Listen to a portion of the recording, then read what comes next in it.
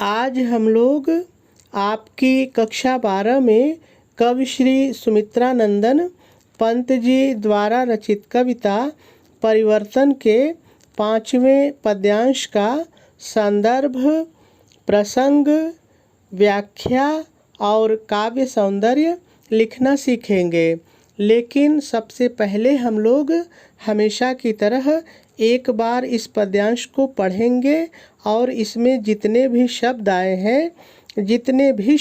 हैं पहले इन सभी शब्दों पर एक नज़र डालेंगे और यदि इनमें से किसी का भी अर्थ कठिन होगा तो पहले उसका सरल अर्थ देखेंगे, फिर उसके बाद हम लोग इस पद्यांश की व्याख्या को सीखेंगे। तो चलिए सबसे पहले हम लोग इस पद्यांश में आए हुए सभी शब्दों का सरल अर्थ देख लेते हैं। किसी को, दोनों शब्द सरल है, ये मनुष्य के लिए आया है कि किसी भी मनुष्य को, ठीक है। सोने के सुख, देखिए सोने के सुख का मतलब है धन संपदा से युक्त सुख, धन संपदा से युक्त सुख, ठीक है। देखिए सोना एक कीमती धातु है, तो जिसके पास भी सोना रहता है तो धन संपदा होती है, तो सोने के का मतलब यही है धन संपदा, ठीक है, से युक्त सुख। साज, देखिए साज का मतलब होता है साधन या सामान, साधन या सामान दोनों होता है। जो आपको अच्छा लगे एक लेकर के व्याख्या कर लीजिए, ठीक है। आपको वैसे भी व्याख्या में समझ में आ जाएगा। अब एक चीज़ यहाँ पर देखिए यहाँ पर लिखा है सोने के सुख साज, तो देखिए यहाँ पे स, यहाँ पर स और यहाँ पर भी स है, तो यहाँ पर हम लोगों को अनुप्रास अलंकार देखने के लिए मिल रहा है, ठीक है। चलिए आगे देखते हैं। मिल गया, दोनों शब्द सरल है, यदि ये भी सरल है। ऋण भी, ऋण भी का मतलब उधार भी या कर्ज भी, दोनों होता है। जो आपको अच्छा लगे एक ले लीजिए, ठीक है। अब ये कैसा कर्ज है कैसा ऋण है आपको व्याख्या में समझ में आ जाएगा, ठीक है। कुछ आज, दोनों शब्द सरल है। चुका लेता, देखिए चुका लेता का मतलब यहाँ पर है ले लेता है, चुका लेता मतलब ले लेता है, ठीक है। यानी कि जो कर्ज देता है, चाहे वो व्यक्ति हो या कोई भी हो, जो कर्ज देता है वो ब्याज सहित चुका लेता है, ले लेता है, ठीक है। दुख सरल है, कोई दिक्कत नहीं है। कल ही, दोनों शब्द सरल है। ब्याज, ब्याज माने ब्याज सहित, जो कर्ज देता है वो ब्याज सहित लेता है, तो वही है ब्याज मतलब ब्याज सहित। काल को मतलब समय को, काल माने समय होता है, तो काल को मतलब समय को। नहीं किसी की, तीनों शब्द सरल है। लाज, लाज माने शर्म, आप लाज भी कह सकते हैं, सरल ही है, वैसे लाज माने शर्म भी होता है। विपुल माने अपार या बहुत, अपार या बहुत। मणि एक कीमती पदार्थ है, एक रत्न है, तो मणि रत्न मतलब कीमती पदार्थ, ठीक है। का सरल है, कोई दिक्कत नहीं है। छवि जाल मतलब सुंदर जाल, छवि माने सुंदर होता है, तो छवि जाल मतलब सुंदर जाल। इंद्रधनुष, देखिए इंद्रधनुष आकाश में जो बनता है वही इंद्रधनुष आप देखते हैं कि 7 रंग का बनता है, बहुत ही सुंदर होता है और जितनी जल्दी बनता है उतनी जल्दी ही ये समाप्त हो जाता है, तो वही इंद्रधनुष है, ठीक है। की सी, दोनों शब्द सरल है, सी माने समान होगा, तो यहाँ पर सी के कारण हम लोगों को उपमा अलंकार भी दिखाई दे रहा है। छटा, छटा माने सुंदरता, छटा माने सुंदरता, ठीक है। या चमक भी आप कह सकते हैं, चमक कहिए, सुंदरता कहिए, जो आपको अच्छा लगे। विशाल माने भारी, विशाल माने भारी। चलिए आगे देखते हैं। विभव, विभव मतलब ऐश्वर्य, ऐश्वर्य का मतलब होता है सुख समृद्धि। अब इसमें सभी तरह की चीज़ आ जाती हैं, धन दौलत सुख सब मिलाकर के वैभव का निर्माण होता है, तो आप सुख समृद्धि कह सकते हैं।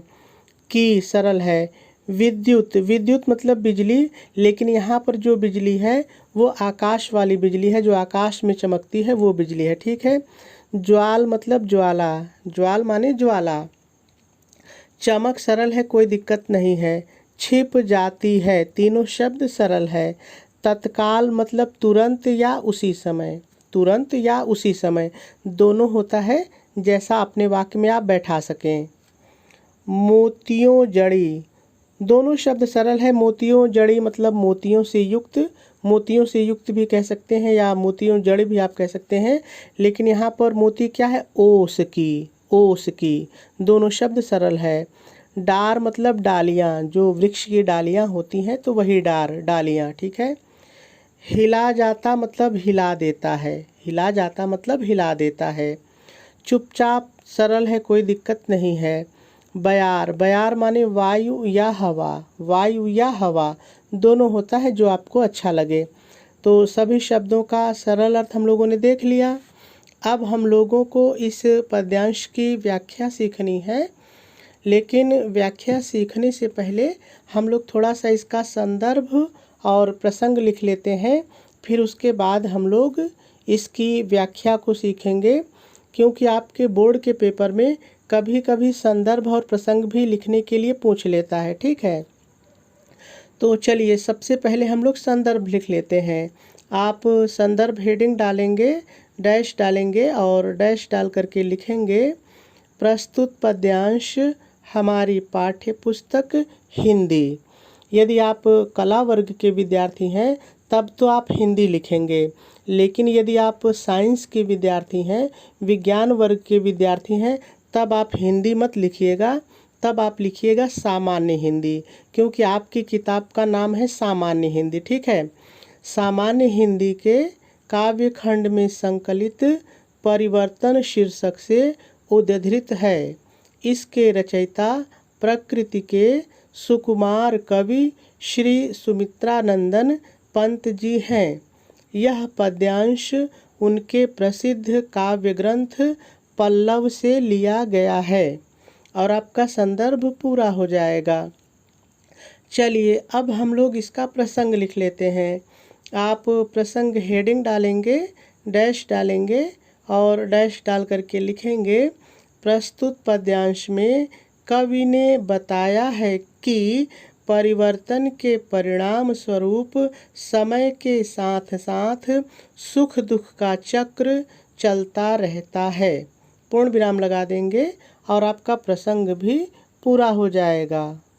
चलिए अब हम लोग इस पद्यांश की व्याख्या को सीखते हैं। तो कवि कहते हैं, किसी को सोने के सुख साज मिल गया, यदि ऋण भी कुछ आज चुका लेता, दुख कल ही ब्याज, काल को नहीं किसी की लाज। चलिए इन 4 लाइन की व्याख्या को एक साथ देखते हैं।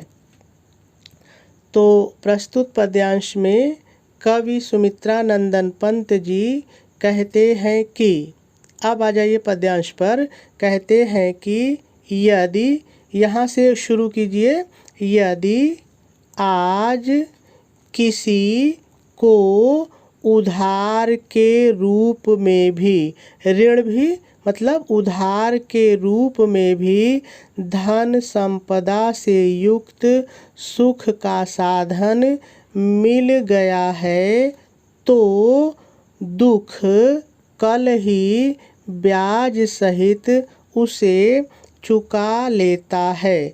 क्योंकि, भाव के अनुसार अपने से जोड़ लीजिए, क्योंकि समय रूपी महाजन को, वैसे तो आप समय को भी बोल सकते हैं, लेकिन यहाँ पर कवि ने समय का मानवीकरण किया है। ये जो काल है इसको वो साहूकार, महाजन यानी कि ब्याज देने वाला कह रहे हैं, इसलिए कह रहे हैं कि ये जो समय रूपी महाजन है, इस समय रूपी महाजन को किसी की भी लाज नहीं होती है, और पूर्ण विराम लगा देंगे। चलिए एक बार फिर से इन 4 लाइन की व्याख्या को देखते हैं, लेकिन पहले एक बार मेरे शब्दों में इसकी व्याख्या को सुनिए, तो व्याख्या समझना और आसान हो जाएगा। देखिए इन 4 लाइन में कवि ये कह रहे हैं कि यदि आज किसी भी व्यक्ति को उधार के रूप में भी धन और संपदा से युक्त कोई सुख का साधन मिल गया है, तो ये जो दुख है ये कल ही ब्याज सहित उसको चुका लेता है। यानी कि बहुत जल्दी ही सुख समाप्त हो जाता है और दुख आ जाता है, क्योंकि ये जो समय रूपी महाजन है, ये जो काल रूपी महाजन है, इसको किसी की भी लाज नहीं होती है। यही बात कवि कह रहे हैं। चलिए एक बार फिर से देखते हैं कैसे कह रहे हैं। तो देखिए, मैंने कहा कि सबसे पहले आप व्याख्या हेडिंग डालेंगे, डैश डालेंगे और डैश डाल करके पहले थोड़ा सा लिख लेंगे। प्रस्तुत पद्यांश में कवि सुमित्रा नंदन पंत जी कहते हैं कि, अब आ जाइए पद्यांश पर। कहते हैं कि यदि आज किसी को उधार के रूप में भी धन संपदा से युक्त सुख का साधन मिल गया है तो, अपने से जोड़ लीजिए, तो दुख कल ही ब्याज सहित उसे चुका लेता है, क्योंकि समय रूपी महाजन को किसी की भी लाज नहीं होती है। और पूर्ण विराम लगा देंगे। चलिए आगे देखते हैं। आगे कवि कहते हैं, विपुल मणि रत्नों का छबिजाल, इंद्रधनुष की सी छटा विशाल। बहुत ही सरल लाइन है।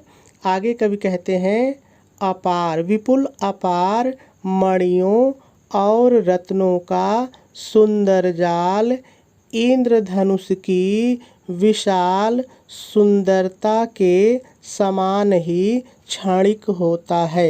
इतना अपने से जोड़ लीजिए, क्षणिक होता है। ठीक है। चलिए एक बार फिर से दोनों लाइन की व्याख्या को देखते हैं, लेकिन दोनों लाइन की व्याख्या पहले मेरे शब्दों में समझिए। देखिए, कवि ये कह रहे हैं कि ये जो अपार मणि और रत्न होता है, इसका जो सुंदर जाल है, जो इसकी चमक है, वो इंद्रधनुष की विशाल सुंदरता के समान ही क्षणिक होता है। यानी जैसे इंद्रधनुष आकाश में थोड़ी देर के लिए निकलता है, 1 मिनट के लिए, सेकंड भर के लिए, और फिर समाप्त हो जाता है, उसका अंत हो जाता है। कवि कहते हैं उसी तरह से जो मणि है, जो रत्न है, इसकी जो चमक है वो थोड़े समय के लिए होती है, और जैसे ही परिवर्तन होता है, समय सब कुछ छीन लेता है और आदमी के पास केवल दुख ही बचता है, केवल दरिद्रता ही बचती। यही बात कवि कह रहे हैं। कैसे कह रहे हैं, चलिए एक बार फिर से देखते हैं। तो कवि कहते हैं कि अपार, विपुल अपार मणियों और रत्नों का सुंदर जाल, इंद्रधनुष की विशाल सुंदरता के समान ही क्षणिक होता है। ठीक है। और पूर्ण विराम लगा देंगे। चलिए आगे देखते हैं। आगे कवि कहते हैं, विभव की विद्युत ज्वाल, चमक छिप जाती है तत्काल।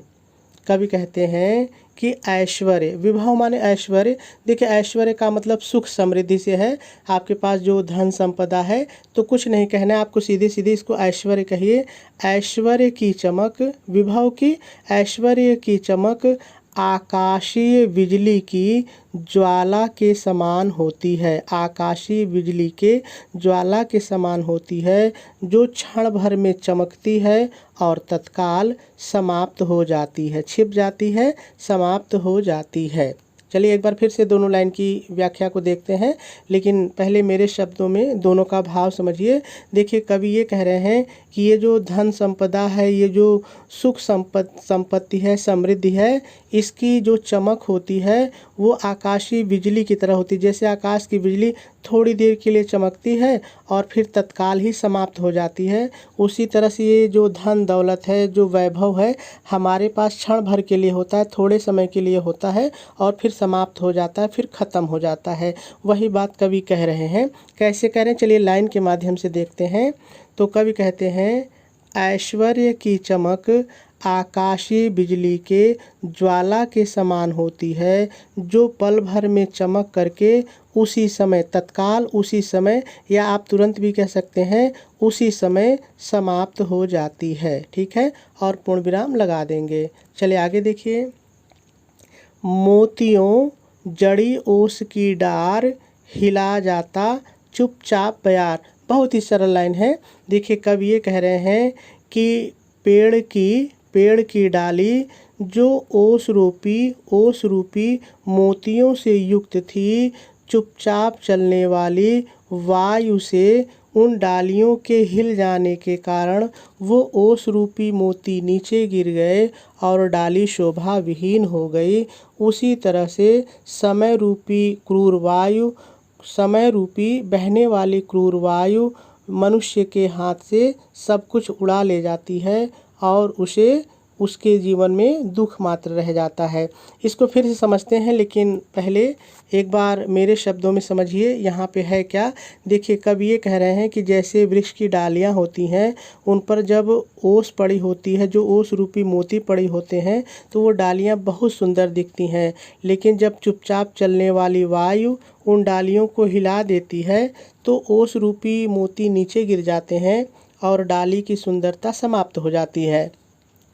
उसी तरह से जो समय रूपी क्रूर वायु है, जब ये बहती है तो मनुष्य के पास से सब कुछ उड़ा ले जाती है, उसका सब कुछ छीन लेती है और मनुष्य के पास केवल दुख रह जाता है।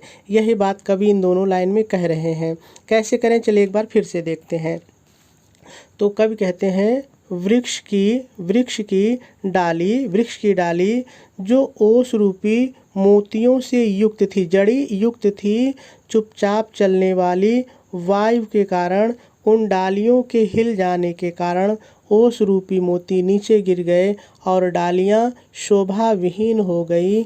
उसी प्रकार से समय रूपी क्रूर वायु के चलने पर मनुष्य के पास से सब कुछ चला जाता है और केवल उसके पास दुख रह जाता है। ठीक है, इतना आपको जोड़ना पड़ेगा और आपकी व्याख्या पूरी हो जाएगी। चलिए अब हम लोग इस पद्यांश का काव्य सौंदर्य देख लेते हैं। यदि इस पद्यांश में रस की बात की जाए तो रस इसमें करुण रस है, और यदि छंद देखा जाए तो स्वच्छंद छंद है। यदि अलंकार की बात करें तो इसमें अनुप्रास, रूपक, मानवीकरण और उपमा ये मुख्य अलंकार हैं। शैली इस पद्यांश की प्रतीकात्मक है। गुण इसमें प्रसाद है। और यदि शब्द शक्ति की बात की जाए तो शब्द शक्ति इसमें लक्षणा है और भाषा इस पद्यांश की संस्कृतनिष्ठ खड़ी बोली है।